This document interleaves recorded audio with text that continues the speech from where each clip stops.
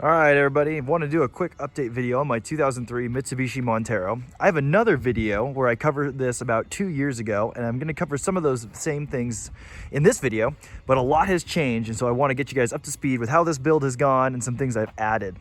So right from the front, the first thing you can tell is I've built a bumper. I've also got a little more lift and tires. So we'll start with the lift and tires again. These are brand new. I just got them about 300 miles ago. BF Goodrich KO2s. They are 2 85 75 16, so they're 33 11.2 inches wide.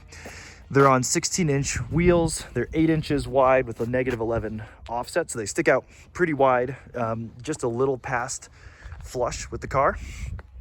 The lift, I've got Bilstein struts and shocks still, and I've got Old Man Emu springs. These are the medium duty springs, and they're on the second circlip setting down here.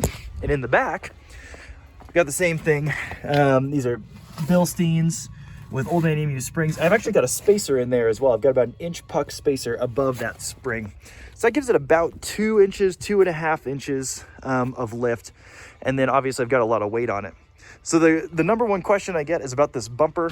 A lot of people want to know about this bumper. This is totally custom, built by me. I bent the tube, I made the mounting bracket, I welded it, and it looks good from far, but it's far from good. So I'll do another video where I explain that, but I've got it mounted up here to the frame, made a custom mount for that. Got high beams on that light bar, and then fogs right there. Made my own grill, got projector headlights with some HIDs in them. And so I've got lots of light on the front, and then up here, I've got some roof lights, and these run off my second battery, which I'll show you in a second. So those all run off the second battery. So I have 360 degrees of light anywhere around the car. I also have an awning up here. This is one of my favorite features. It makes it so nice for when you're out in the rain or even in the sun. When I was in the desert this summer, it really helped. Rest of the stuff on the roof rack, I've got a lockable rigid box right there. Some X-Bull recovery boards, high lift jack in case things get really crazy. And then that's for the base of the high lift jack. There's also a shovel up there for digging out. And then I only have the first part of this roof covered because I like my sunroof. Moving back down, you can see I've got some sliders. These are also custom made by me. Nothing too special here, but they are burly and they have taken a beating. They actually saved my door. They've saved my door multiple times. Got some tube bent up there. And then going underneath, I have all custom skid plates as well. These are T6061 aluminum skid plates. They are a 1/2 inch thick. And so those run all the way past the transfer case. And you can see there, I have some rock lights integrated into the sliders so that I can see when I'm night wheeling, and they just turned off. They actually open and close with the door as well.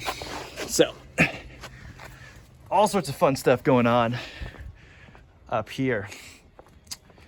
Moving on to the inside, nothing too crazy. Still got Apple CarPlay on a double DIN setup. I'm running a CB radio, which honestly I hate, but you gotta have CB on the trail. Inside the glove box, this is, shout out to Lusso Overland, where I get a lot of my parts. This goes to the head unit, so I can put it in there when I'm driving, that way I'm not looking at my phone. Other than that, there's not a whole lot of fancy stuff going on here. The other thing is, this is my daily driver, and I use it for all sorts of stuff. So I've left the second row totally right where it is, and I haven't gotten rid of that for camping or anything. And then I've got a solar panel as well.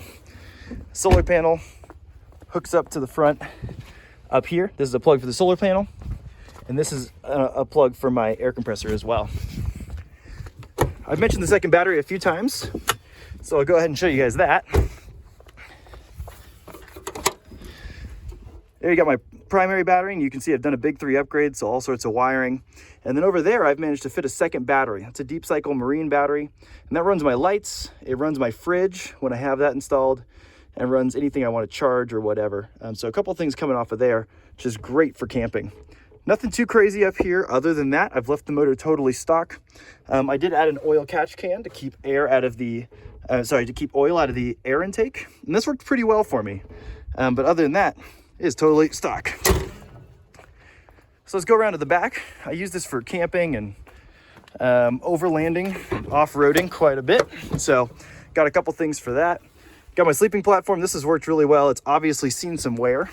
And so this accordion's out and goes, you lay those second row seats flat, and that goes over there. And my wife and I can sleep back here, no problem, supports our weight. And then it works for a great storage divider when I'm not using it. I have a full stereo system in here. And so I've got a subwoofer tucked away back here, barely uses any space, sounds great. And here I've got a crate full of all sorts of goodies. I got swim trunks, I got spare parts, I got a jacket, all sorts of things go in here, hammock. And under here, this is where I keep my air compressor. This is a recovery bag. I've got a saw, my jack, some other spare parts, all sorts of good stuff hides here in this third row seat compartment, so that's great. And then over here, you can see this is my second battery display. You can see the voltage right here, so rocking about 12.8. And there's all sorts of lights that are attached to here. So these are the ones for underneath the sleeping platform, as well as there's one for here when I'm working on that table. And then this last one is gonna be the fridge when it's hooked up. My fridge fits right in here. I'll do a video on that too. It's super sweet. And then these are for the roof lights as well. So there's that. Last thing over here, got a drop down table. This is my deflator kit. And this drop down table works great. I got all my spare tools and some oil and stuff right here, so it's quick and easy to access. Fire extinguisher up here, and then usually an axe goes here as well. So there's a basic rundown of my 2003 Mitsubishi Montero as it stands now. Last thing I'll mention, I forgot this, is my rear bumper. Now this is a work in progress, it is not finished, but I've obviously chopped some stuff out here. I ended up ripping off my recovery points when I was stuck in some snow last year. And I decided to build this bumper because of it. And so it bolts right to the frame. It is really stout and really sturdy. And it also gives me a lot more clearance. So it's a work in progress. Hopefully I'll finish that up this winter. But it gives me some strong recovery points. Gives me a solid place to put my hitch for when I haul. Forgot this too. This is 4.9 swapped. So I've got 4.9 gears in here. And I'm actually gonna put an LSD in it in about a month. So I've got 4.9 gears here, which is different than the 4.3 that comes with it. And so it's got a little more low end torque for turning those tires. It works great for crawling and get a little better gas mileage. So anyways, there's an update. Let me know what you guys want to see as far as more in-depth videos. I know there's a lot going on with this build. There's a lot of stuff I didn't cover, a lot of stuff that you guys probably want to know more details about. So let me know, whether it be the bumper, the lift and tires, the armor, the overlanding setup, whatever it is, let me know what you want to see more of, and I'll make more videos.